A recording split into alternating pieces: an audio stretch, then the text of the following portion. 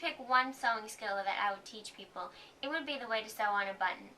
It's one of the most important skills because it helps you be self-sufficient and be able to repair your own clothing. If a button pops off, you can really easily and simply sew it back on. The first step is going to be getting you ready with your thread and your needle. You're going to take your thread, hold the end in one hand and the spool in the other. You're going to stretch it out from one shoulder to the end of your hand. That gives you what we call an arm's length of thread. You'll then cut the thread and thread it through the end of the needle. So basically, we're at this point here. I'm using a thicker thread today so you have a better visual and it's much easier to see. So, I've threaded one end of the thread through my needle, through what we call the eye of the needle. That's a small hole in one end, in the blunt end of the needle. Then, we double it, which basically means that you bring the two ends together and pull it so you have a halved thread. Now, to tie the knot, what you're going to do, hold the two ends of the thread between your index finger and your thumb. You'll wrap the thread around once and roll your two fingers together to begin to create the knot. It'll roll around in a circle. You'll pull it tight and you'll have a knot that will secure on the back of the fabric. So I'm going to show you three types of buttons today. The first we'll start with is a two-hole button. The amount of holes on a button basically just affects the decorative style, what the purpose is. If you have a few more holes, it's a little bit more secure, but it really is mostly about style. So, you're going to want to use a thread that matches the color of the fabric that you're using. So I'm using black today because this fabric that I have here has mostly black in it. I could also use the brown or the tan, but that was my choice. To sew on the two-hole button, I'm going to place it down on the fabric wherever I need it or want it. Then, I'm going to come up with the needle from behind the fabric, and you push it in through the fabric and through one of the button loops, the button holes. You pull it tight so you feel the knot secure at the back of the fabric. Then, you go down through the second loop, the second hole, and you pull it tight.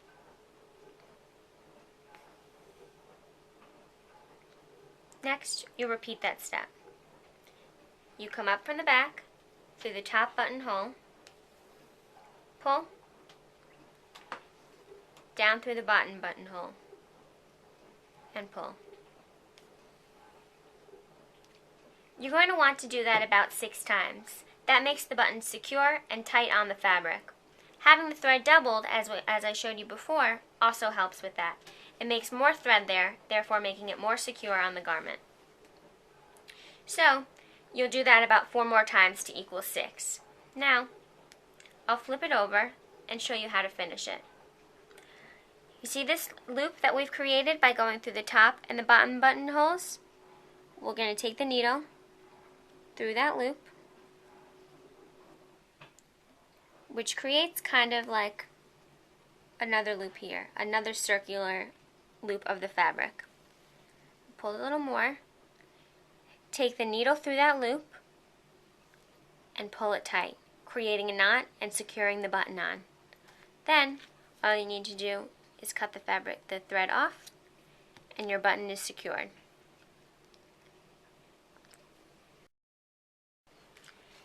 It's going to be basically the same process with the 4 buttonholes. Basically, the only difference here is our button has 4 holes, so we're going to repeat the process going from the top to the bottom hole diagonally across, and the same thing on the other set of holes. Let me show you. I'll show you again how to knot the thread. You hold it between your thumb and your index finger, you loop it around, and you roll your 2 fingers to create a knot.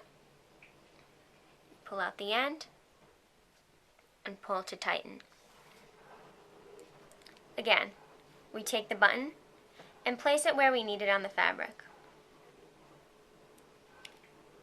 You'll come up through one of the buttonholes, and with the 4 hole, the way you know where to go is the one that's diagonally across from it.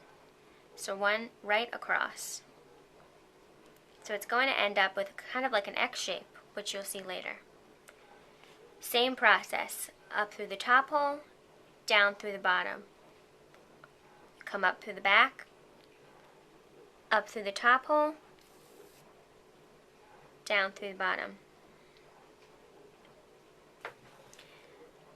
Again, you're going to want to repeat that at least 4 more times to create 6 secure stitches on each hole.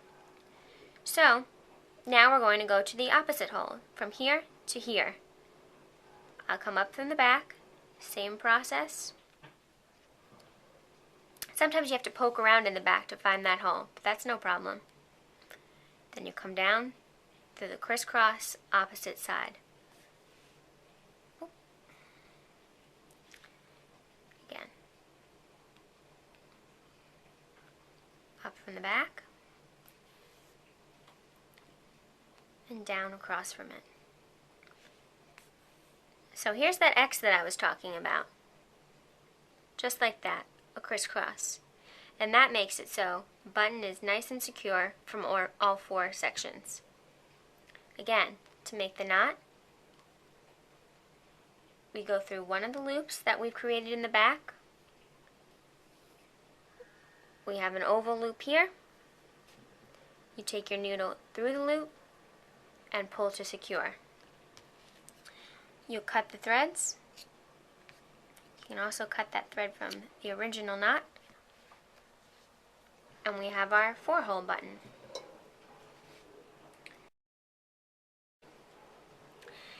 The last button that I'm going to show you how to sew on today is a decorative button. It's a 1-hole button, also known as a shank button. You see that 1 hole here. This is mainly used for decorative purposes, such as maybe on a cardigan sweater, something that's not opened and closed as much as, say, a coat button would be. So it's a little bit more decorative in style rather than functional, but it still works the same purpose as one of our other buttons that I've already showed you. The same method. You're going to place the button down on the fabric where you need it or want it. I already have my needle threaded with the knot made. Now for this one, you come up through the back and pull till you reach the knot. Then, you go through that needle hole, the button hole, from one side to the other, securing it on. You make a small stitch about the size of the button shank and pull it down. So that's our first securing stitch. Now we're going to repeat that process again about 6 times, just to make sure it's nice and tight on our garment. You go through the shank hole from one side to the other and make a small stitch down to the back.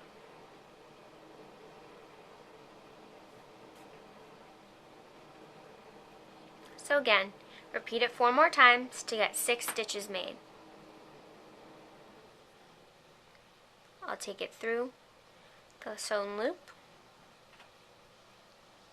I see the oval loop here. I go through the valley and pull it tight.